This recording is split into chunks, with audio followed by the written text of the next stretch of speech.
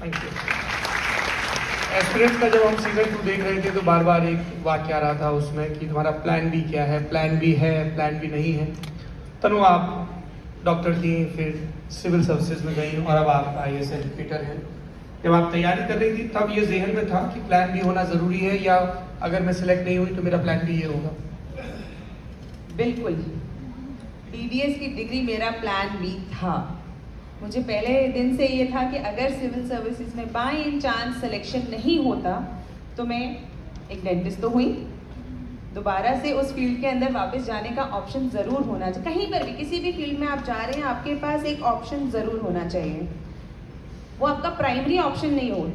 जो plan B है वो इतना स्ट्रांग नहीं होना चाहिए कि आपका प्लान ए फीका पड़ जाए, लेकिन हाँ, एक पीछे पिलर सपोर्ट होना चाहिए। बाय चांस गिर गए तो संभलने के लिए कुछ तो हो जहाँ पे आप संभल सकें।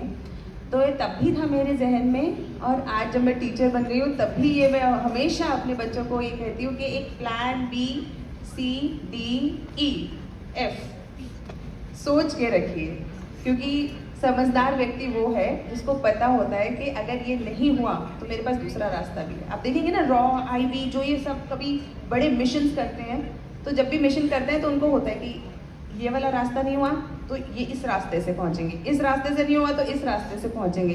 तो पहुंचना जरूरी है, रास्ता अलग अलग हो सकता है। परफेक्ट। सनी, आपके केस में आप इंजीनियरिंग की पढ़ाई कर रहे थे जी, फिर एक्टिंग में आ गए, आपका प्लान ए प्लान बी क्या था? मेरी विचारधारा थोड़ी अलग है इस लिहाज में। मेरा हमेशा से प्लान ए एक्टिंग था, और मैंने इंजीनियरिंग अगर की थी तो वो मेरे प्लान ए का पार्ट ही था। मुझे बहुत बचपन में मेरे डैड इंजीनियर हैं, तो वहाँ से मुझे इंस्पिरेशन मिली थी। आपके हीरो, आपके रोल मॉडल आपके फादर रहते हैं, मेरे साथ भी वही था। तो मुझे इंजीनियर बनना था। तीसरी क्लास में ये मेरा ऐसी सोच थी, लेकिन 7वीं में समझ में आया कि जीवन में कुछ करना है तो एक्टिंग है। तो मेरा प्लान ए वही था, और चूंकि और ऑफ कोर्स मैं उसकी तैयारी और वो सारी चीज़ें करके ही आया था बॉम्बे में। पर एक्टर आप ऐसे 2 साल 3 साल 4 साल में नहीं बनते हो। जो मैंने उस वक्त भी पढ़ा था, हिम्मत, बहुत हिम्मत चाहिए एक ऐसे एग्जाम को चुनने के लिए जो कि हर पड़ाव पे अनसर्टेन है। प्रीलिम्स होगा या नहीं पता, उसके बाद मेंस में कितना अच्छा लिख पाएंगे वो भी नहीं पता, और अगर मेंस नहीं हुआ तो वापस प्रीलिम्स देना पड़ेगा अगले साल। फिर इंटरव्यू देने का मौका मिला तो इंटरव्यू में भी सेलेक्ट होंगे या नहीं पता। फिर रैंक कौन सी आएगी नहीं पता, बहुत अनसर्टेनिटी। और कहीं किसी भी पड़ाव पे फेल हुए तो वापस शुरुआत फर्स्ट। मारियो वाला केस नहीं है कि वो दूसरे लेवल से स्टार्ट हो जाएगा, मारियो से पहले की तरह फर्स्ट लेवल से ही फिर से शुरू करना पड़ेगा। तो ये जो अनसर्टेन एग्जाम है, इसको करने के लिए, इसके अंदर कूदने के लिए भी बहुत हिम्मत चाहिए। आधे लोगों के हाथ पैर तो उससे पहले ही फूल जाएंगे।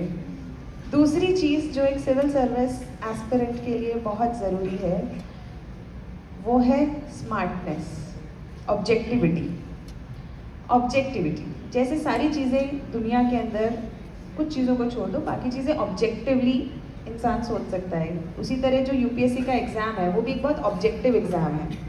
ऑब्जेक्टिव इन द सेंस भी ले जाएंगे डॉक्टर के पास, किसी भी चीज़ के लिए आपको ज़रूरत है। आप किसी दिन डिप्रेस्ड महसूस कर रहे हैं, घर वालों से कह नहीं सकते कि हम क्या करें, दोस्त, मेंटर्स, टीचर्स यही हैं जो आपके लिए उस वक्त परिवार है। वहाँ पे परेशानियाँ बहुत हैं, लेकिन ये भी सत्य है कि जो सिनर्जी राजेंद्र नगर में बनती है या कहीं पर भी ऐसी जगहों पे बनती है, क्योंकि सब आ जाते हैं इकट्ठे, नोट्स मिल रहे हैं, आप निकले 4 नोट्स देखे, अरे ये भी पढ़ना है, ये भी देखा जा सकता है।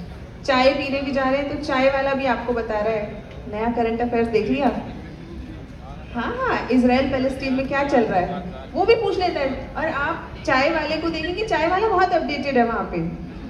वेंडर्स, सब्जी वाले वेंडर्स बहुत अपडेटेड हैं, क्या बढ़िया चल रहा है, कौन से टीचर अच्छा पढ़ा रहे हैं, एक एक चीज़ की उनको खबर है।